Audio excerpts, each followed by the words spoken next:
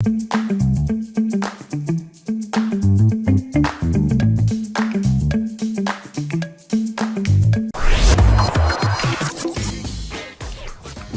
to another episode of Tech Lounge, a podcast where we discuss the ever-changing world of technology. And now your host, Dan Duran.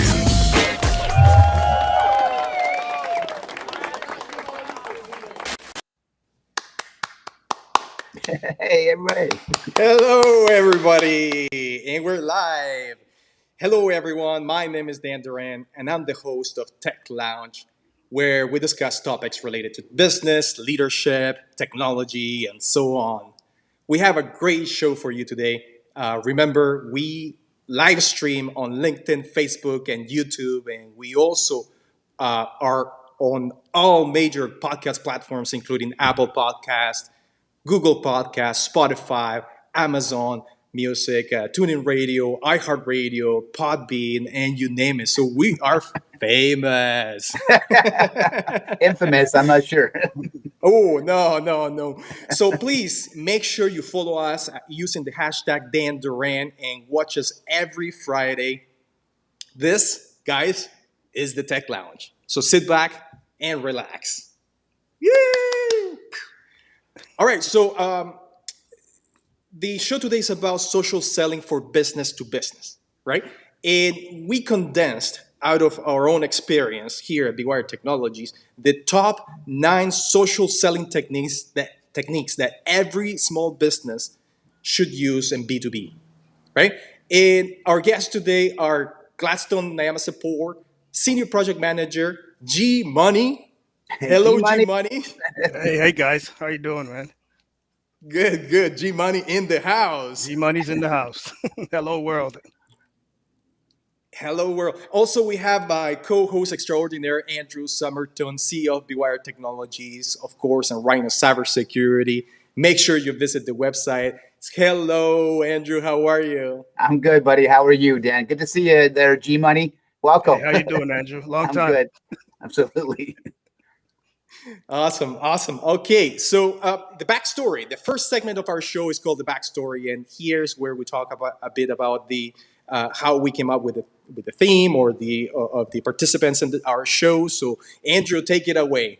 Sure. No, I appreciate it, Dan. So everybody, sit back and enjoy. These are real life experiences that we've learned over the years that we apply on a day-to-day basis with BeWire Technologies and Rhino Cybersecurity.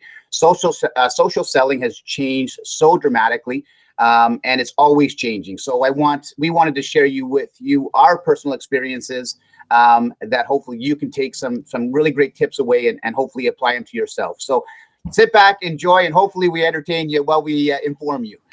All right. So I see on the screen a few hellos and shout outs. Andrew, maybe you can give us a little bit of a connection with our audience. Is anybody in there right now saying hi and loves? Yeah, we have quite a few actually, but mostly everybody's just saying hello, which is great. So nice to have you all here. Kevin says hello. And then we got Gabriella, hello. We had Diego with the big hellos, and then Wei Wen and Kai and McGill, and so all kinds of people just wishing us all the best and lots of highs and lots of love. So please feel free, guys, to send those loves, those comments, and we'd love to have questions along the way.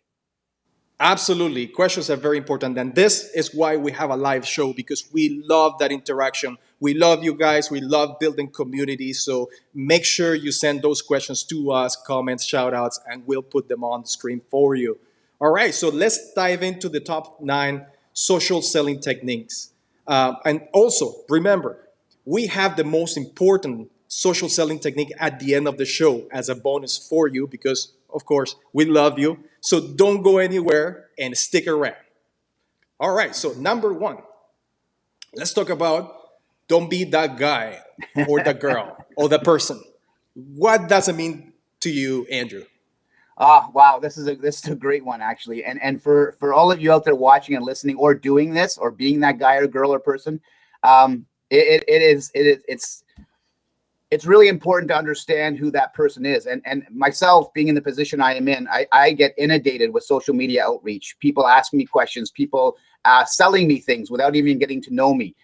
It's really the old analogy, throw enough stuff against the wall and see what sticks. And it's not about that anymore. Brown water into the turbines. Hey, that was from last week. That was a good analogy. But I just turn it off. I literally turn it off.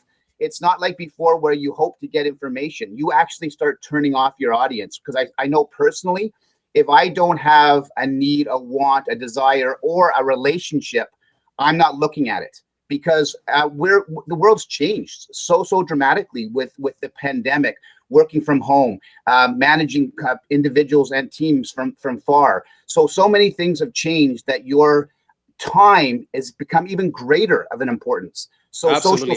social selling is critical. Yeah, And this yeah. is, don't be that guy.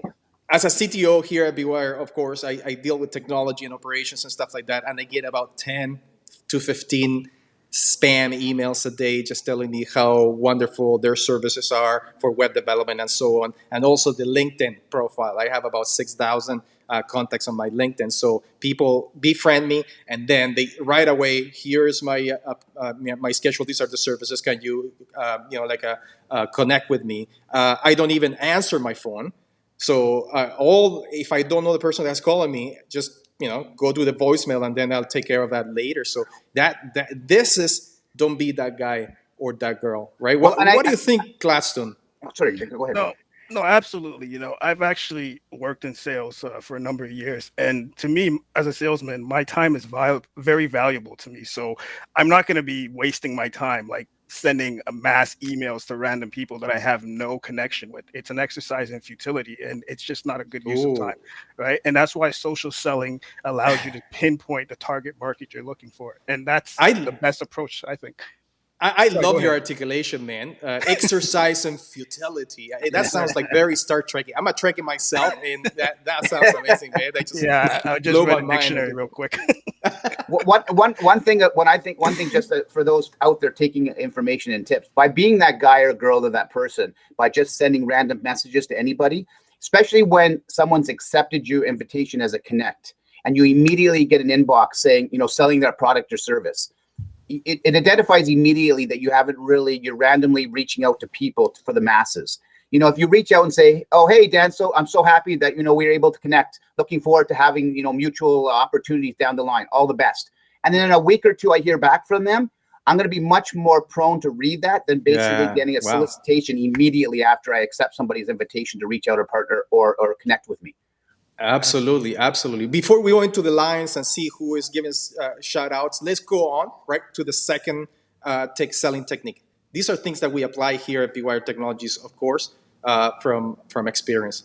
So the second one is be yourself, right? What do you think about this one, Andrew? It can't be more important. You know what? People know authenticity. People know when you're putting on a show. I think it's really, really important that you are who you are and you come across that way. You need to come across real. And if you come across real, people relate to that much better and are more engaged to listen to you, to understand, and hopefully form ultimately that relationship, because relationships convert into potentially partnerships, sales, all kinds of things that you're actually out there looking for, right? So you're building your network, you're building your social, you're building your sales funnel, but you're also equally important building that connection with those people out there, which is what that trust factor is all about. So definitely be absolutely. yourself. Yeah. One other thing is make sure you're spelling it correctly, because we put in there be yourself without the S, or the R in there. So I just corrected it. Be yourself and be make yourself. sure the spelling is correct, right? So, all right. So, what do you think about being yourself? Let me ask you a question, Gladstone. Yes. People say fake it until you make it, but sometimes you come across as a faker, right? What do you think about that statement and being yourself? There's some truth to that, but there's also some cons, right? It's about credibility. And if you're faking it, how long can you keep pretending to be somebody, right? Eventually your true self is going to show. So it's better to be yourself, because you don't have to try to do that. And, it leaves no room for you making an ass of yourself, right? You know what? Absolutely. It's true, because, fake it till you make it. We all have that persona. That's been ingrained in us over the years, right? But faking it till you're making it. Everybody starts from somewhere, everybody is on a journey. And I don't care if you're a CEO of a company or you're just getting out of university, starting your career path. Everybody's faking it in some way or another till you make it. And really, it's just about still being real. You can be faking it till you make it, but you're still coming across real. You're coming across with that integrity. You're coming across with that trust. Not everybody knows everything that's going on with you, but you just have to be positive and having a positive outlook and continue to move forward. No matter how many times you get knocked down, no matter how many no's you get, etc. Just be real and just keep moving forward. And you're gonna have successes. Yeah, Absolutely. So go ahead, Gladstone, finish your sentence. No, and I think that statement, the word fake, I don't think you should put too much credence in that. It's more of having a goal that you're trying to reach, and you want to project that you're trying to reach that target. So it's not about putting on airs and being somebody else. It's more of having an objective and always, striving for that and talking about it and just, being who you are, like basically walking the walk and talking the talk, so to speak. Absolutely. Andrew, can you please check on the people? Let's see who is sending shout outs, any questions that we have so far. So we go into number 3. Yeah, no, with just a lot of love so far. Still same things. We got Layla saying hello. Andrew, another Andrew. Hey, Andrew, it's Andrew saying hello. Aurora, lots of different people, just different things. We'll probably have some questions coming our way very, very shortly. Oh, okay, perfect. All right, we have a question here from Aura. Yeah. She's like, hey, guys, have you ever bought something from a LinkedIn message? Oh, have you? I don't remember having I can't bought say anything. that I have, to be honest. I personally haven't either. I mean, and it's funny because paid marketing, paid advertising, there's a need for it. There's no question, and there's a desire for it. But social networking, social selling is all based about information and building a community that people are going to rely on you or trust in you, right? Anybody, if you're in need out there and you're selling something, you're just bringing up more, you're bringing yourself more aware, right? As far as buying a product or a service on LinkedIn, etc., or Facebook or any of these platforms, all incredible value. But again, it's more, this is more about the social aspect versus the buying an audience. Yes. And you're exactly right, because we're not just talking about LinkedIn. We have bought stuff. Don't get me wrong, but it's not just over LinkedIn, but over everything. So, for example, Diego came through to us from social media and different ways, and then we're doing business together. Or Andrew Swart, our sales magnificent sales technical sales expert on cybersecurity. He reached out to you, Andrew, on LinkedIn, and then he sent an email. So there is ways that you can do this without spamming people, right, and being yourself, right? All right, so let's go on to number 3, which is give freely without expectations. What can you say about this, Gladstone, in your personal life and experience as a senior project manager? Wow. So basically what that means is, just building rapport, right? And rapport building is just to kind of get a sense of who your client is and to build a connection. And don't have an expectation to get the sale, because that'll come organically. So that's basically what that means, right? Absolutely.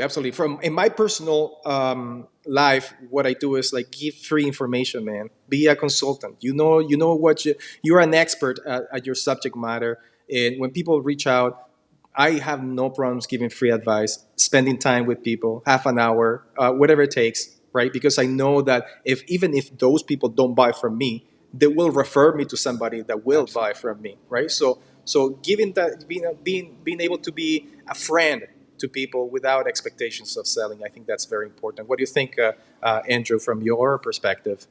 Yeah, I mean, I think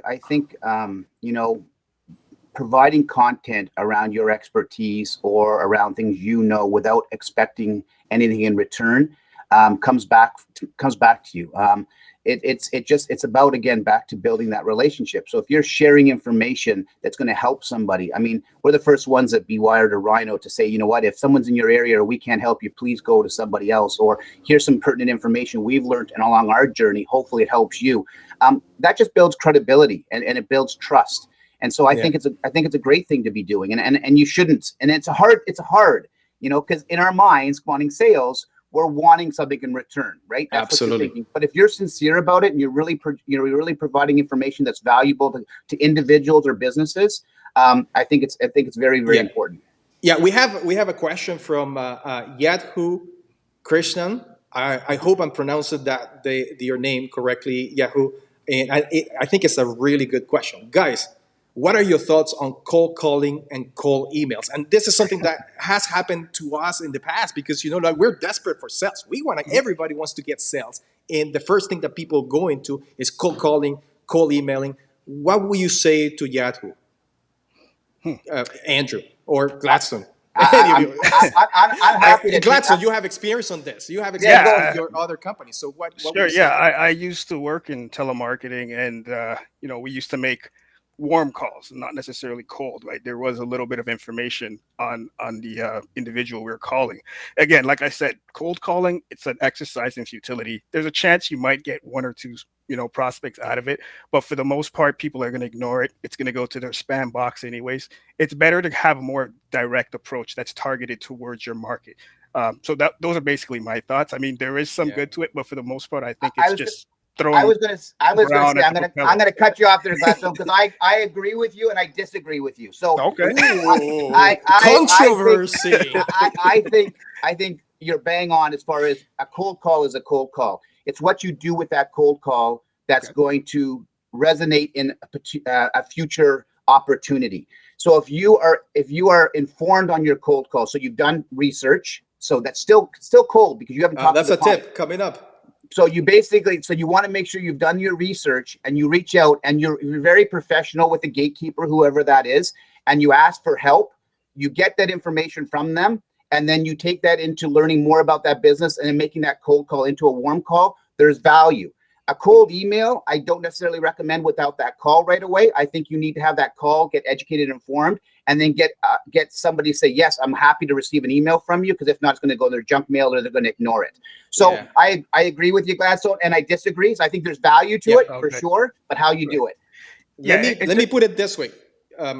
That's a really good question because I'm a very logical guy. I mean, I'm immersed in technology. I'm not a sales guy, right? For me, everything is numbers, right? So everything is equations and numbers and logic and code and stuff like that. So what I think about it, I'm like, okay, so if you call, then your chances are, let's say, a 1% response, right? So out of 100 people, you might get one person, right? But if you have that report and you work on your research and you approach the prospect from different angles, that percentage might increase. It might be at 10%. So out of 100 calls, then you get a 10% or 10 actual prospect that are going to reach back to you. So it's a numbers game, right? So sales is a numbers game, right? 100%. And just to add to that, for certain industries, you can't just reach out to somebody that without having them first solicited the information. Like when you're dealing with finance or investing, you have to first have some kind of relationship. So you have to keep that in mind as well. Oh, absolutely. All right. So the next one. You mentioned it, Andrew, and absolutely do your research. What do you think about this one, Andrew?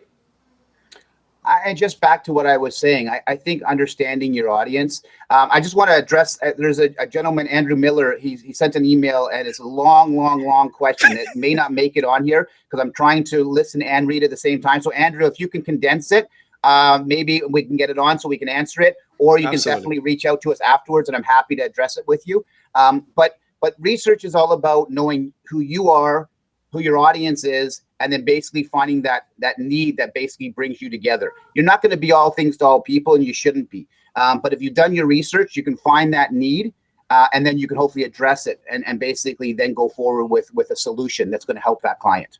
Yeah, and just to point out, Andrew Miller, we deal with small companies, so mom and pop shops. We deal with medium-sized companies, and then we have a few clients, like about probably 5 clients that are over $1 billion companies, right? So these techniques that Andrew has put forward as the CEO for our sales team work wonderfully, right? So we don't spam people, right? So that's why you're here and we're doing this show, because this is part of our outreach and building community, right? So The next tip that we have is this one: practice active listening.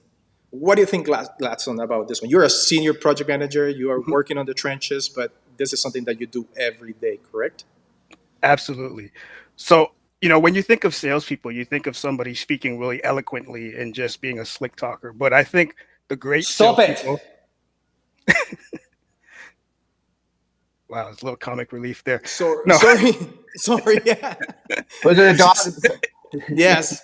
Something was All in the right. So, background. It's all good. We got it that under was your control. active listening going on right there, right, Dan? oh, there's some So, people over there, and it's just driving me nuts. I'm sorry. I apologize. We're live, but It's these all things good. happen. So, yeah. all right, So, go ahead.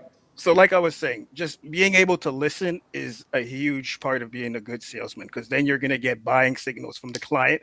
They're going to kind of give you hints or just basically giving you information that you can then turn into a potential upsell or just getting the sale in general, right? If you're just talking and talking and talking and not actually listening to what the client wants, you're going to miss the opportunity for you to sell the product. So this is a very key aspect in sales for sure. Absolutely. Go ahead, Andrew. Yeah, you know what? I just wanted to jump in there too because I think there's an old cliche. They talk about you've heard probably over time. Anybody's watching, look at a doctor. He's got to ask all the right questions, right, to get all the information.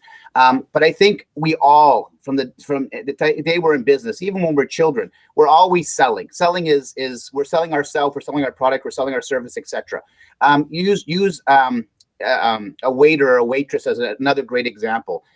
They have to go into a very busy environment, multiple people at a table, everybody talking, having a good time, and they have to listen and they have to take the information and they got to go back with and bring back their solution, right? And there's nothing more frustrating for the server to bring the wrong food. There's nothing more frustrating for the person to get the wrong food.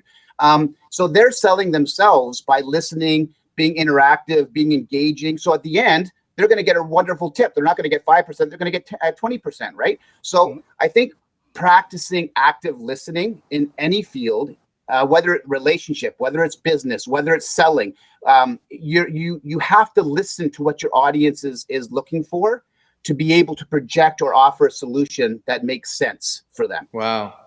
Amazing, amazing, amazing. Any shout outs from the people? Any questions that we have from the audience and or anybody in there?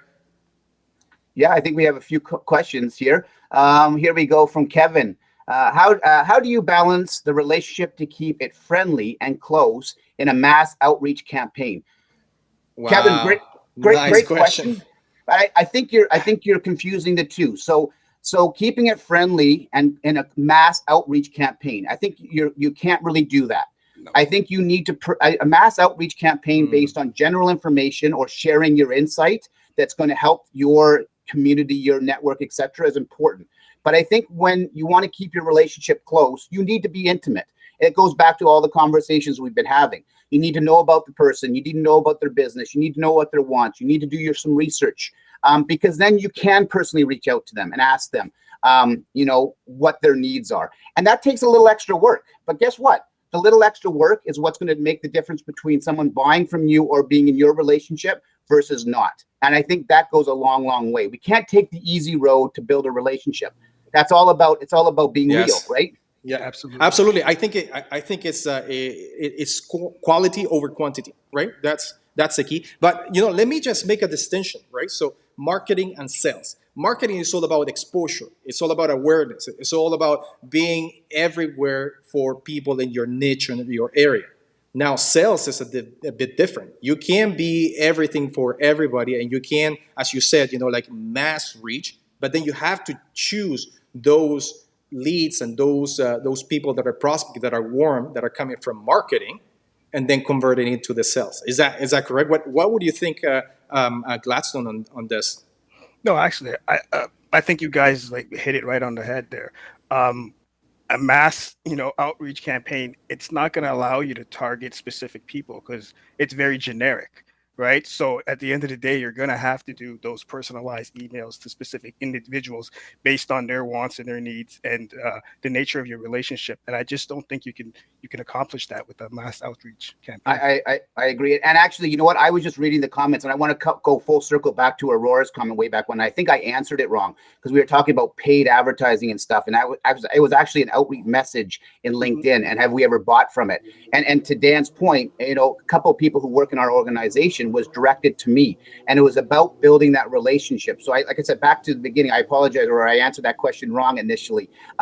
And I realized based on this is exactly that. As long as you have the mass outreach, you get the relationships, and then they directly target the message to you specific to what you're looking for, what they're looking for. And if there's engagement, then that's what happens. And so to answer your question, yes, I personally have. We've bought a few people. We've bought some individuals who work for us services because of that. And again, it was more because it was a personal outreach at that point and not a mass outreach. So I kind of tied those two questions together there. So I apologize, Aurora, and thank you.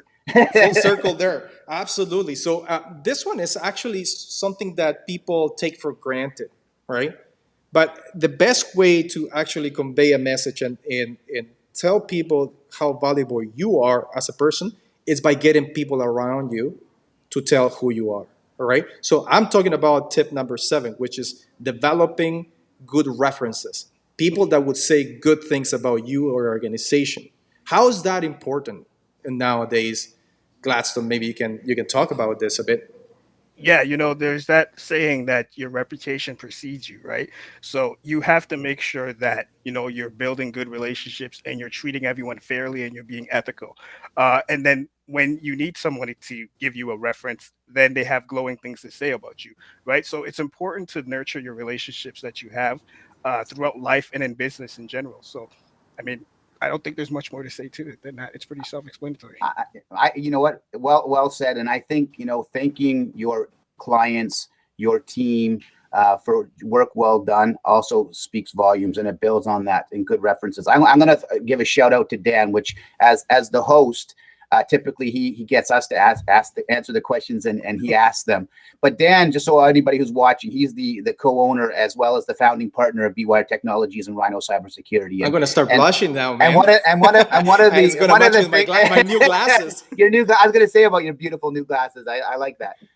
But when I joined B-Wired and Rhino a few years back, one of the biggest things that I was proud of was the references and the glowing recommendations we got from our colleagues. And I mean, it's not our colleagues, our partners and our business associates that Dan had formulated over the last 12 years. And we're still doing business with those clients, you know, 12 years later. And each and every week we're getting business from them because of that. So good references, and we utilize them to build other businesses. So Dan, kudos to you for that, because to me that speaks the world to your business. So I think really nurture those and get good references is critical. You know what? I think that's a really good insight, Andrew. And the thing you can even get people to call people. I am serious about this. If you build a really good relationship with a client and they know you, you take them out for dinner, you do things for them, you help them out, you call them really sincerely. How are you doing? Did you go to the golf course today or yesterday, or if you're bike ride, or if you know, like get into a relationship with them. When you have a prospect, let me call Michelle, for example. Let me call Peter. They'll call you and they'll tell you about us. And the glowing reviews that person gets or the prospect gets says quite a bit about yourself as a person, right? So this is the heart of social selling. Absolutely. Any questions? Yeah, you know what? I was going to say, don't be scared to ask for those references, guys. I mean, if you're confident with the service you're providing and the relationship you formed, ask for the Google reviews. Ask for a letter of references. Yes. Ask if you can put them down as referrals. You know what? Don't be shy. They're in business to do business.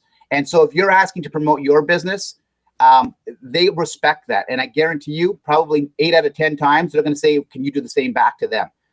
Doesn't matter what size organization. So don't be scared to ask the questions that's going to help you grow your business.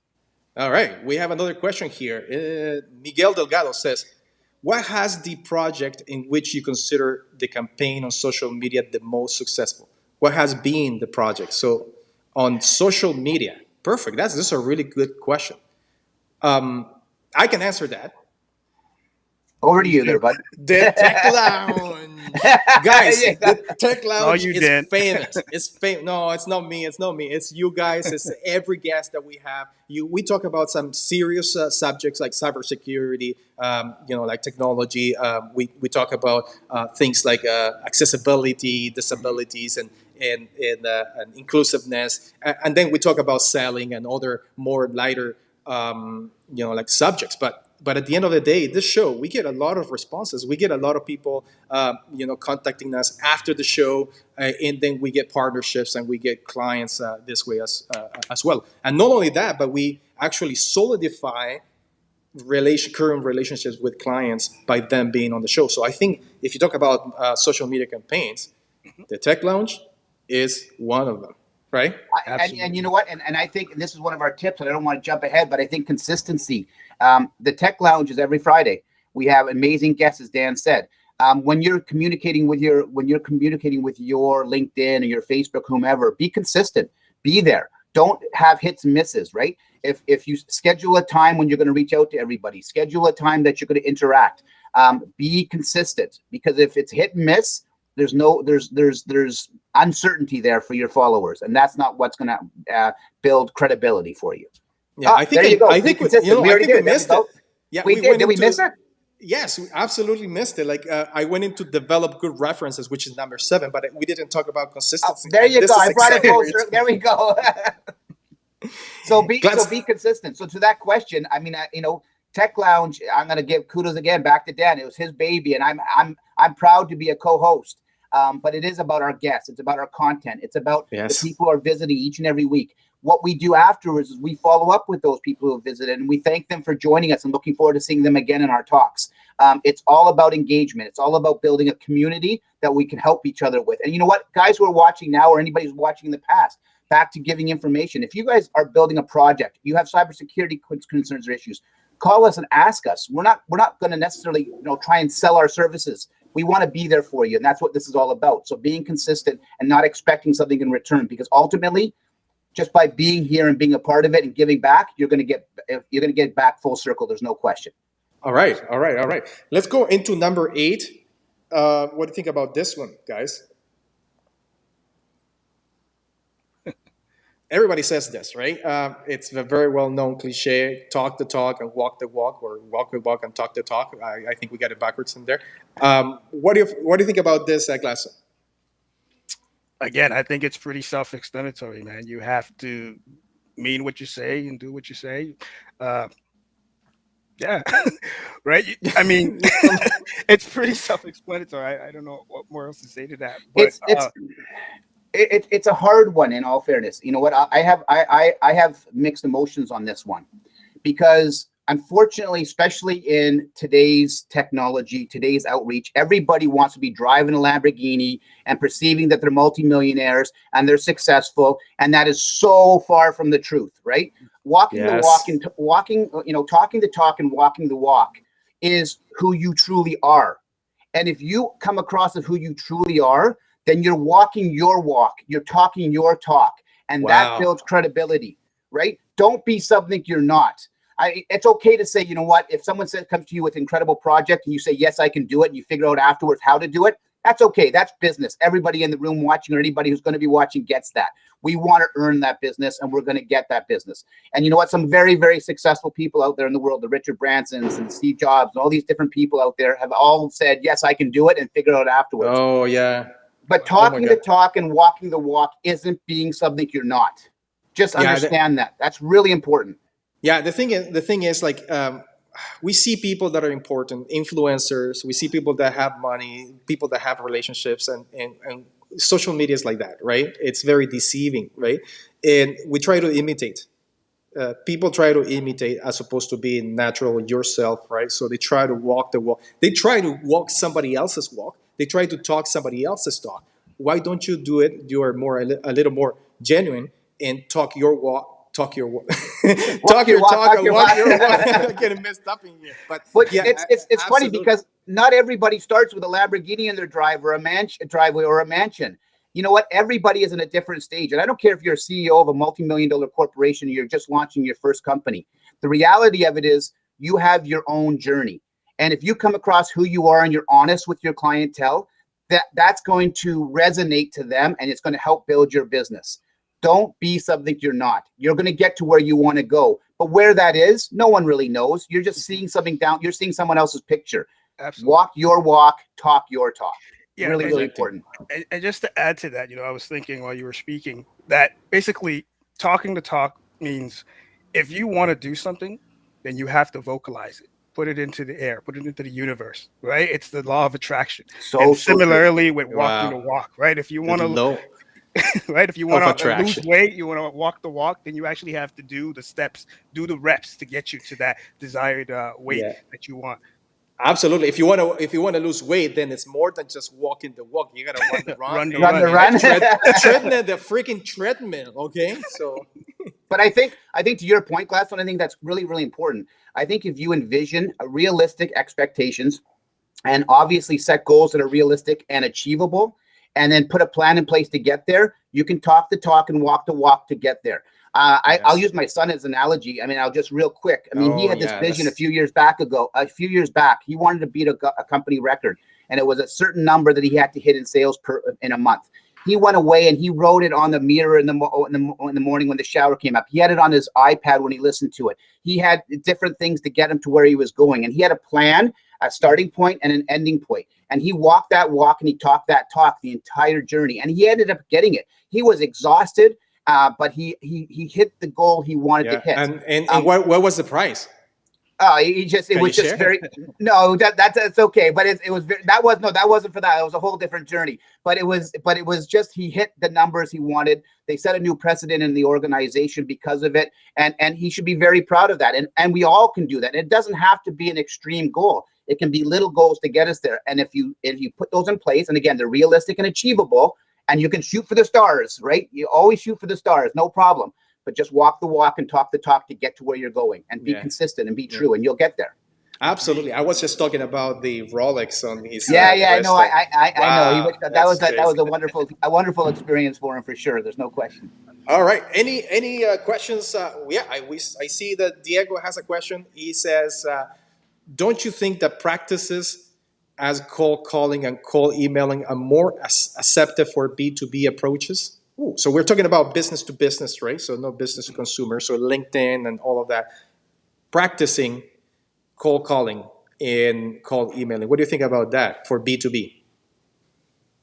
Practicing, you mean prior to making the phone call? Is that how I'm interpreting it correctly? I don't want to answer the question wrong again.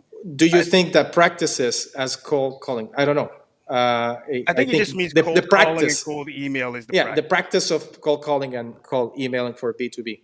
I can tell you, I don't agree with that, right? It doesn't matter if you're in B2C, B2 government, or B2B. Cold calling and cold emailing, it puts you in this position where you are that guy or that girl. If we go back, right back to number one, the tip number one, right? So building relationship, that's where it's at. Exactly. And when you're dealing with, sorry, go ahead. I cut you off. No, I was just going to say, when you're dealing with businesses, a lot of these corporations, they have filters built into their email system anyway. So if you're sending spam, it probably won't get through. So, it's, again, exercise of utility, right? And guys, remember what we're talking about here. We're talking about social selling, not social media, social selling and social communication. Social, the word is social. And it's all about building relationships. Cold is not in social, right? You have to build a relationship, however that looks. You can utilize friends, family members, etc., past businesses. You can actually ask somebody for references. I can tell you right now, I'm very, very blessed and pleased to be a part of our organization at Be Wired and Rhino. But we don't know everything by any stretch of the imagination. So what Dan and I did, just so everybody knows, complete transparency, we reached out to two very, very educated individuals and asked them to be on our advisory board because they have a wealth of knowledge that we tap into, right? And that's social. That's us going to them and asking them for their guidance. That's social selling. It wasn't, these guys have great relationships. They have great experiences. And so it's about understanding that. And it's back to that social. So cold emailing, practice is key for everything. I don't care what you're doing. You should practice it. But if you're practicing something that's probably an exercise in futility, back to what Gladstone said, you probably should change your methodology or change your directory. So you're going somewhere that's going to, the more you practice, the more success you're going to have. Yes, absolutely. And I like the way you put it, that it's not just the digital aspect of it, but it's also the physical aspect. So, for example, we can talk about us going to the golf course with a couple of our business partners and then introducing us to people that have businesses and they have a lot of influence in the community, and being able to spend 4 hours at a golf course playing golf with them and basically shooting the beep, right? So with them, right? Well, remember what happened, Dan, in that conversation? So we actually went in with all of us, the four of us went into that golf game with a preconceived agenda of what we were going to talk about, what was going to happen, besides having fun and building our relationship. But through the conversation at lunch, because Dan and I are in the technology industry, an idea was born through the collaboration and the talks at that lunch. And it's something that we're looking at executing with these gentlemen.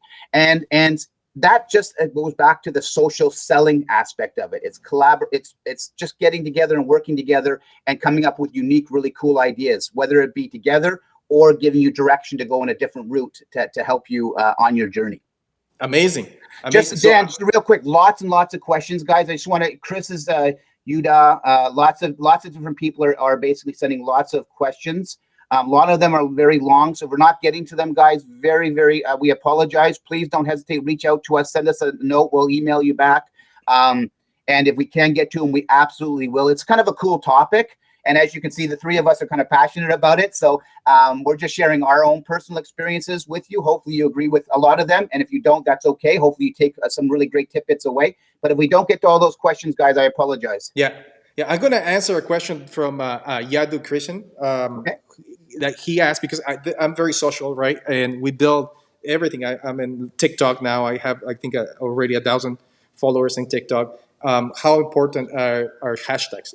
Very important, very important. So you have to develop your own hashtag. Try to do that. So hashtag Yatu Krishna, for example, and everything that you publish on LinkedIn, Facebook, YouTube, or TikTok, Instagram, etc.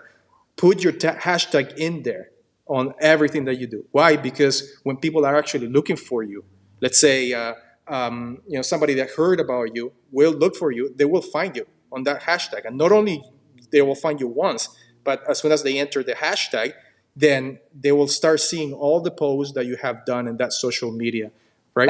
My hashtag... That sounded like that movie, Dan. Just wanted to interrupt there. They'll search for you, and I will find you. I forget what movie that was, but yes. It's like with your hashtags. Yes. So my hashtag is Dan Duran, right? And people find me as Dan Duran. Even when you search on Google, you can put Dan Duran, and then you will see me in there, right? So make it very personable too, right? So I wouldn't maybe put your name because it is hard to pronounce, but make it like a one statement, very quick statement that you can actually own it. Right. So we have also a question from Chris Durant, but it is a long-winded question to answer. So maybe we can paraphrase that and send us a question. We'd be happy to answer. Absolutely. In the meantime, I have the number 9, and then we're going to go into the bonus one, the bonus top 10. Number 9 is this one, and this one is a bit of a controversy. Be likable. Everybody says, yeah, you have to be a likable person. What does this mean for you, Andrew? Yeah, it's tough because everybody is different. There's no question. And you know what? Not everybody mesh. There's no question. So the terminology be likable can be misconstrued if you want. I think what it really needs to be is be relatable, be open, don't be closed-minded. And by being all those things, you're going to come across in a positive light. So, Dan may not like me. I may not like Dan. Or I may love Gladstone. He may love me. But the reality of it is if we have synergies back and forth and mutual respect, then that like factor becomes much more palatable for relationship building. So I agree. Be likable if you want to use that as a very easy word. But I think there's more to it. And I think you really have to be open to being open. And by being open, it's going to open up all kinds of opportunities for you. Yes, yes, absolutely. So you know what? I actually read Chris Durant's question, so I'm going to paraphrase it for him, and I'm going to Okay, throw it cool. on the screen. Okay, so basically, he has a burnout, right? There's a typical burnout that happens in sales. When you go into sales and you're okay, you know what? You gotta achieve the numbers. Here are the numbers. Every month you have to achieve the numbers, or else you're fired, or else you don't get the bonus, or else you don't get the commission, right? So you're pushed, really push to make those sales. And at the end of the day, in 6 months from now, 4 months from now, you're like, you know what? I'm done with this. I move on to the next company. So, what are the three most important things he's asking about when you go into sales for a company? What are the three things that will help you not burn out? This is I, right up your alley, Uh, Andrew. you want me to? I'm happy. I'm happy to jump in, and Gladstone, please add to it. sure. Chris, you know what? Sales is a very tough business, and it's changed dramatically over the last few years. I think it falls into two categories: you as the salesperson and the company itself and their expectations. If the company hasn't identified the changing landscape of sales, shame on them. Most have and are addressing it. The individual has to be open to changing their ways of selling as well. I've had all kinds of experiences in sales, and from doing it myself to learning it to teaching it in Canada, United States, etc., and learning from some really exceptional individuals who are experts in it. I think sales is about like a good golf game. You have to have thick skin, and you know what? That one good Yes. shot keeps you coming back. There's no question. So don't. It's like prospecting for gold. Do you come up just beforehand and say, "Oh, you know, there's those analogies, those little cartoons, and they last pick, and all of a sudden the gold's behind it." You have to be willing to learn by every experience. You have to be open to rejection. Um, and I always say, build on success and stop from negativity. So if you had 3 or 4 or 5 negative calls, negativity breeds negativity. So stop, walk away, go for a walk around the block. Ask one of your colleagues what they're doing differently. Ask your boss or your the person who's in charge of your department for some guidance. Basically ask revert back to a successful sale that you had, what you did well, how you felt about that, and then basically proactively go after it again. Sales is really a thick-skinned business. There's no question. The highs are Yes. high and the lows are low. But definitely it's about you as the individual, the company you represent, and making sure the expectations are fair and in place, and that collaboratively together, excuse my terminology, together you come up with a plan that's going to be successful. I'm all about activity now.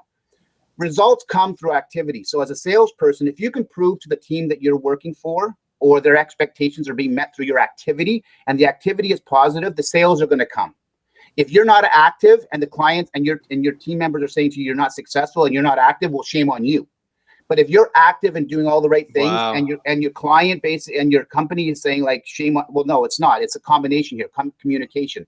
So I think it's really important that you understand both sides of it. The companies understand their position, you understand yours, and in the middle you find that collaboration with that client that hopefully is going to bring business to you. Hopefully that answers your question. Yeah, and Amazing. Go ahead, Glasson. yeah, just to add to that, I don't think there is just three things that you need to know with sales because there's a whole wealth of Yeah, information we're out going there, we're going right? through Absolutely. 9 already. Right. So, but I mean, some of the tips we've already listed in our podcast, I'm sure you can apply it to your career.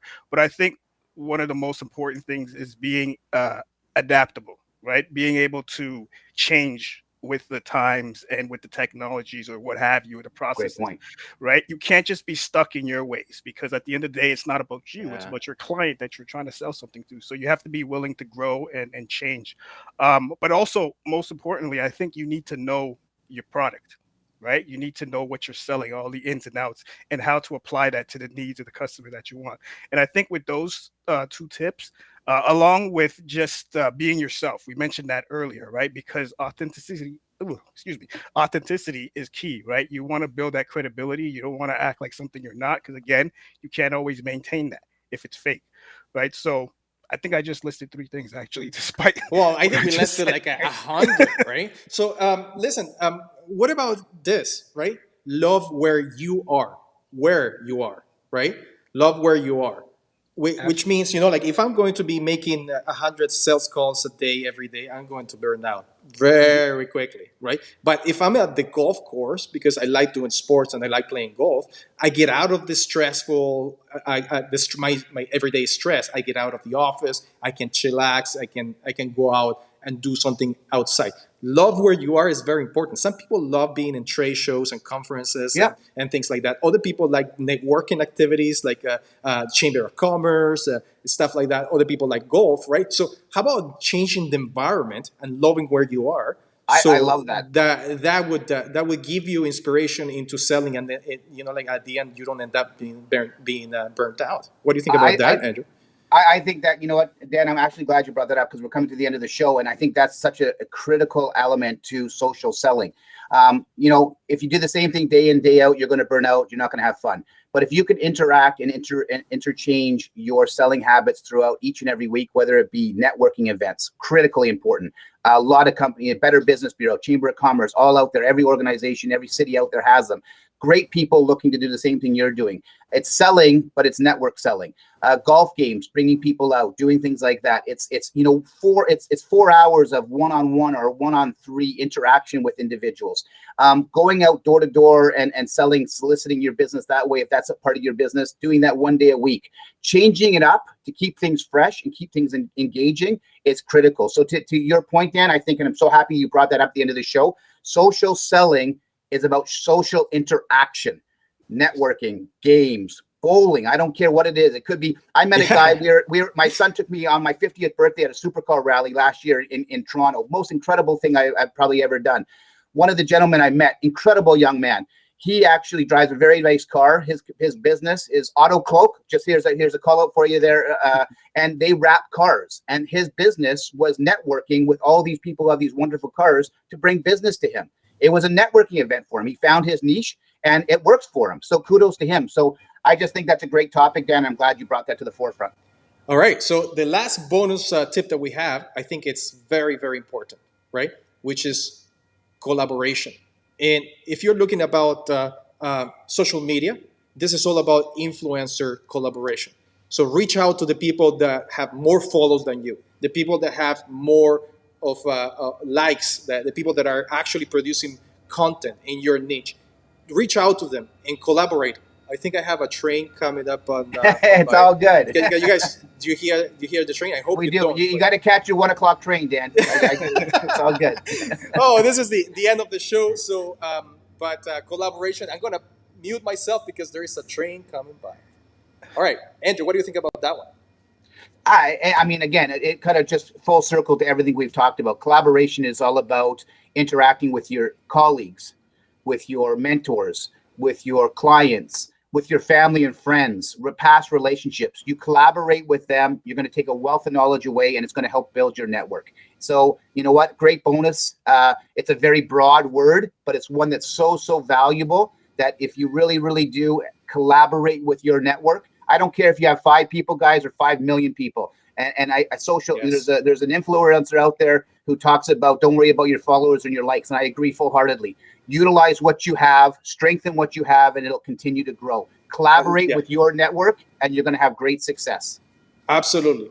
Any last remarks, Gladstone, before I finish up and I talk about my experience in collaboration? I think you guys said it all, but I think collaboration is basically networking, and that's what this whole social, experiment thing is, right? And when you collaborate with someone that has more followers than you, obviously there's a synergy, and maybe you can get some of their followers to be your followers. Okay. And at the same time, you can learn from them, right? You can see what they've done right or learn from what they've done wrong. So that's it's absolutely key that you collaborate in order to grow in this social world. Yeah. So for Yadu, before you leave, Yadu, very important in terms of collaboration. So let me put you an example, right? Last week or a couple of weeks ago, we had one of our major clients visiting us, right? Skyjack, over $1 billion company, part of Lindemar. Christina Evans, one of our customers, was talking. And they have a really good following, very big following on not just on LinkedIn, but Facebook and Twitter. What do you think happened to our channel? We got all kinds of visitors, all kinds of followers, a lot of people joining the show because of that collaboration. Next week, and this brings me back to the next wing topic, right? On Friday, 12 o'clock next week, we're going to be talking about e-commerce with Chris Parsons, and he is the director of e-commerce at Home Hardware. So Nice. what type of when I'm talking about collaboration, this is the type of collaboration that you have to do.